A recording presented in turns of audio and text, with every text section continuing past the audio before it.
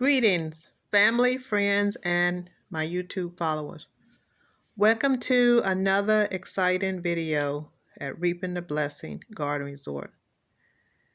This video features part of a project that I've been working on for a few days.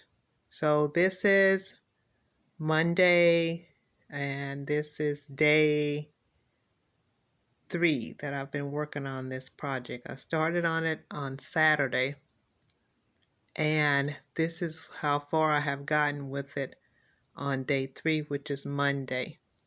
Finally, I have gotten the wall almost done, except for I just have to do some sanding and painting. And my fireplace box, I finally got part of the mantle finished today, but I still have more that I have to do with the mantle before it will be completed, and also with the hearth part of the fireplace. So it's looking great, and I am very pleased with the way it looks so far, and I'm really excited about getting it completed. So I can't wait to see what it's going to look like when it's all completed. I can imagine how beautiful it's going to look because it looks really nice at this point. And so I can imagine what it's going to look like when I have completed the whole project. It takes patience for this kind of work, for this kind of project. It takes patience. It takes time to think about what's the next best thing to do. So this particular project, I've been pretty much designing as I go. I have this little this is like a blueprint here. You probably can't see it that well, that I had sketched. I sketched this blueprint and put it together before I got started. So I would have an idea of where I was going to be going with this project. But far as how my fireplace mantle was going to be designed, I wasn't for sure. It was something that I was going to experiment with as I go, which is what I'm doing now. But I had sketched this out that you see here. And what you see here is pretty much what I've shown you in my project. So it's very important to have an idea of where you're going with this kind of a project, because there's a lot of small detailed things that you have to do. The first thing I did was I started with the wall, and that was fairly simple. Pretty much all it took was some trimming. So I pretty much put my trimming up all the way around the area that I was going to be filling in with the sheetrock. And once I got the trimming anchored to the wall, then I just went ahead and put my sheetrock up there and nailed it to my trimming.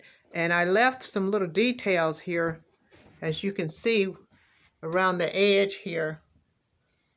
I sort of flushed my sheetrock sort of inside this trimming,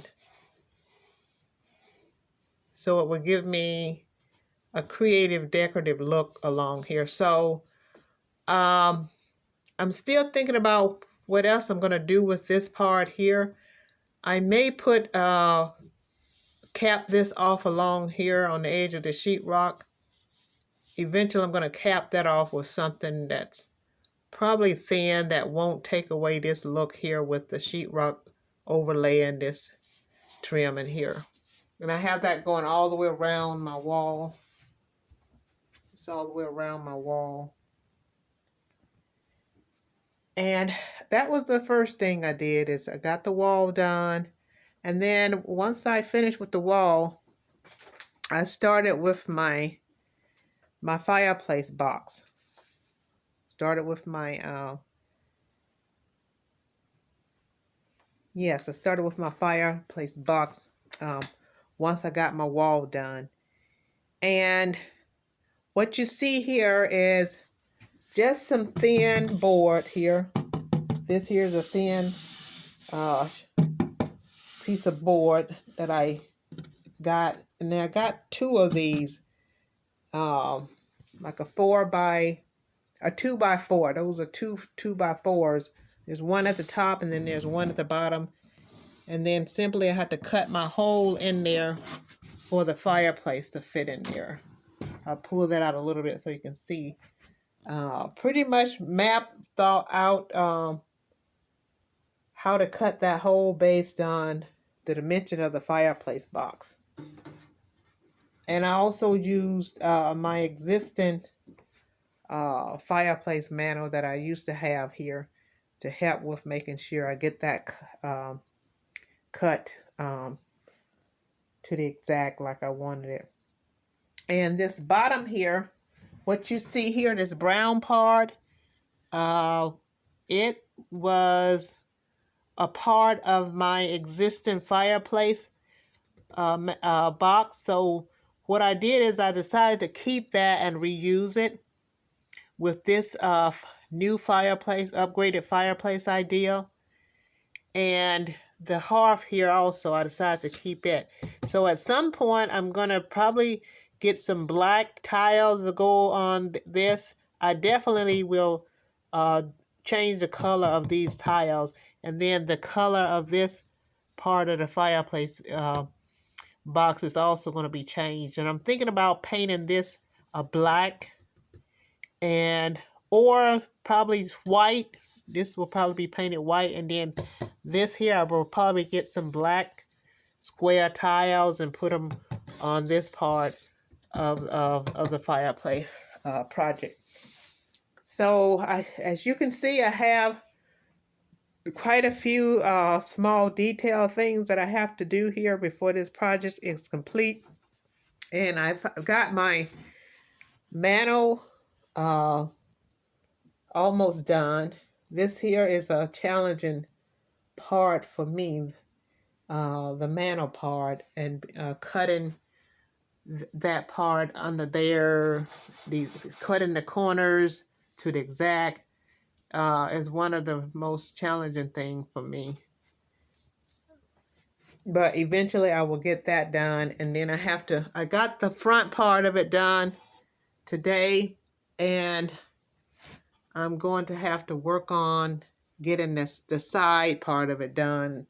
And the sides on here also came from the existing fireplace that I had, and I decided to try to save some money and just reuse these sides from the existing fireplace that I used to have.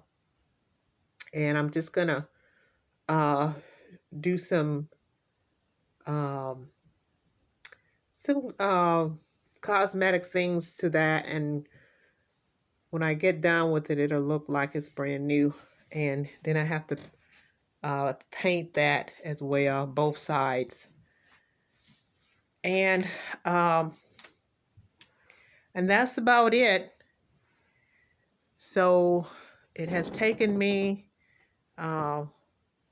Saturday, Sunday, and Monday.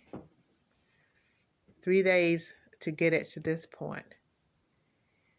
So I hope you have enjoyed this video. Thanks for watching, and stay tuned for the next video to come on this project. Hopefully the next video that I show you will be one with everything completed with this project. It's not a quick project. not as quick as I thought it would be. I got this idea from watching YouTube. I've seen many videos of different YouTubers sharing ideas as far as how to upgrade your fireplace wall and your fireplace box. And I liked all the ideas that I saw, and there's just so many to choose from. So it's just so many to choose from to where you could get overwhelmed if you're not careful. So what I decided to do is just pick and choose some of the ideas that I saw and just go with my own. Just, as I go, as I work through this project, just experiment and whatever idea I like as I experiment, um, that would be the one that I would keep to put into this project. Um, One of the things that I did was I wanted to have several layers. So what you see here in this area here is there's a fireplace leg, but it's raised up, and then behind here is this trimming. So it's pretty much this idea was just something I came up with just by experimenting, as far as how to have this at different dimensions around this fireplace. So thanks again for watching this video, and hopefully pretty soon I will be done with the whole thing, and then you'll get a chance to see how it looks as a completed project. And I would like to say also hello to my niece Deborah, and to my niece Jennifer, and I know my niece Deborah is probably waiting for me to share this project with her, because she and I had talked about this. And hopefully, Deborah, you will be inspired to build your fireplace wall and build your fireplace box.